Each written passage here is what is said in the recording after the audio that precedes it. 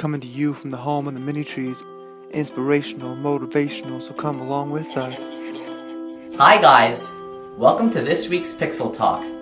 My name is Tage. In this episode, we feature an interview with Ed O'Keefe, a senior vice president at CNN and the head of the premium digital content. We also feature Samik Sotria's second episode of Strange Facts. Hi, my name is Tage Singh, and today I'm interviewing Ed O'Keefe, the senior vice president of premium content at CNN. Good to be with you. Thank you so much for your time. Of course.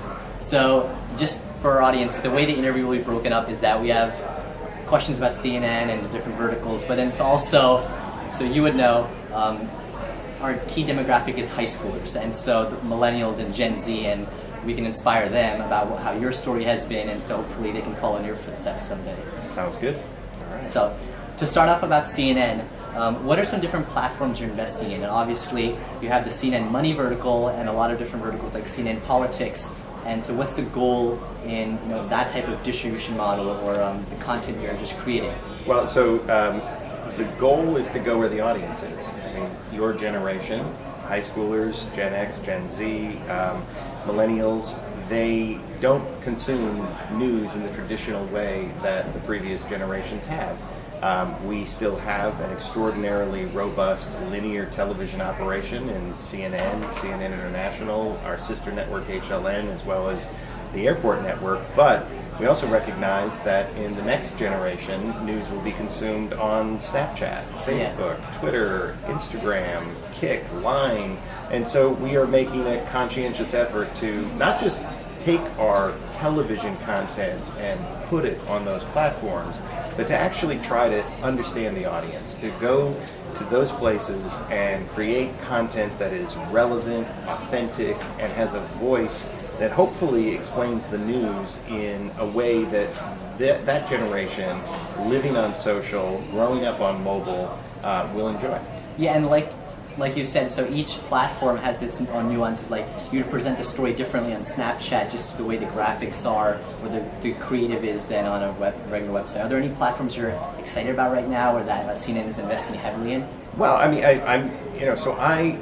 my history is I was 12 years at ABC News, and then I was 2 years at a startup, Now This News, right? And Now This is, I mean, it was built on mobile and social. I mean, our whole proposition was that you had to go to the audience and to create content in the environment of Facebook, Instagram, Vine when it existed, Twitter, Snapchat, etc. And I think that what's fascinating about it is it's sort of the cableization of the internet, if you will, right? If you think to the founding of CNN, it was a crazy idea. I mean, it's hard to imagine, but in 1980, which was only 7 years ago, the networks, ABC, CBS, NBC, were dominant. They had 30, 40 million viewers a night watched the evening news. Because that's all there was. Exactly, and 24/7 news on cable was an insane idea. It reminded me of Anchorman, right? Did you watch? Exactly. Yeah, exactly. That's Right. amazing. Exactly, and it's so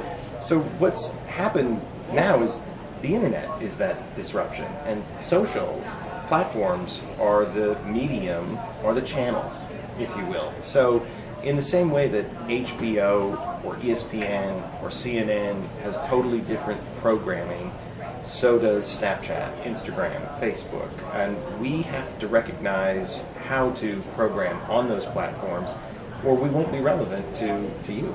Yeah, and I was really interesting. I was looking at the Now This page maybe a year ago, 2 years ago, the web page, and they didn't have a web page. It was just the different links to different verticals, the different platforms, which is interesting.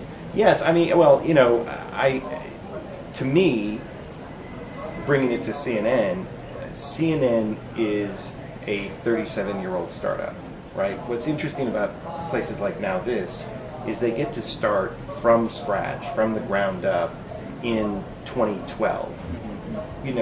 What made CNN unique in 1980 is that they were able to start from the ground up without any of the holdbacks of a network model, right? So what we have to do is to act like a startup. The best times for CNN are when we combine media and technology, right? predates you, but one of the moments that was seminal in my life was watching the first Iraq War unfold live on CNN. What is Iraq War? Yeah, well, there was a sequel. The first Iraq War, it was fascinating because for the first time you could see it. You could watch Bernard Shaw in a hotel in Baghdad as bombs were falling. And that was the combination of journalistic guts, people who were willing to go to very dangerous places and risk their life to show you what was happening, and technology. I mean, believe it or not, satellite technology was so new at that time that it was what enabled the broadcast to be live. It's now commonplace, but these are the advancements that take society to the next great technological breakthrough. And speaking of journalistic guts and technology, I heard you're announcing something at South by Southwest. Any hints? I'll try to be a journalust here. Oh, it's good. It's good. It's good. I can't give it away, okay. but I admire the effort. Okay. And then. Hi, my name is Samik, and this is the second edition of Samik's Strange Facts. There are a lot of ads on TV right now about cell phone service providers. Sometimes you have Verizon showing ads that their service has the best deals. And then you have Sprint and T-Mobile and other providers showing that actually they have better deals.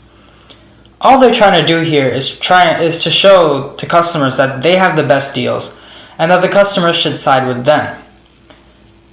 A lot of times, however, these customers don't like the service contract that they're in right now. Maybe it's too expensive or it doesn't have enough features. Whatever the reason may be, they're not satisfied. One man, Corey Taylor, took it to an extreme.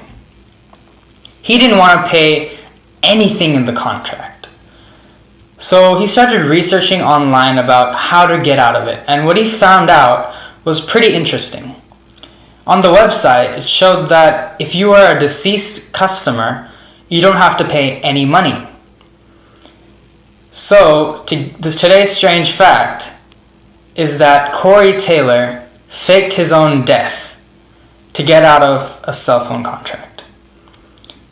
He got a fake death certificate and sent it over to the company to try and get out of the contract. But the company found out. And so it didn't work. He still had to pay the money and all the fees. So don't try to fake your own death. Thanks. Thanks for watching. Until then,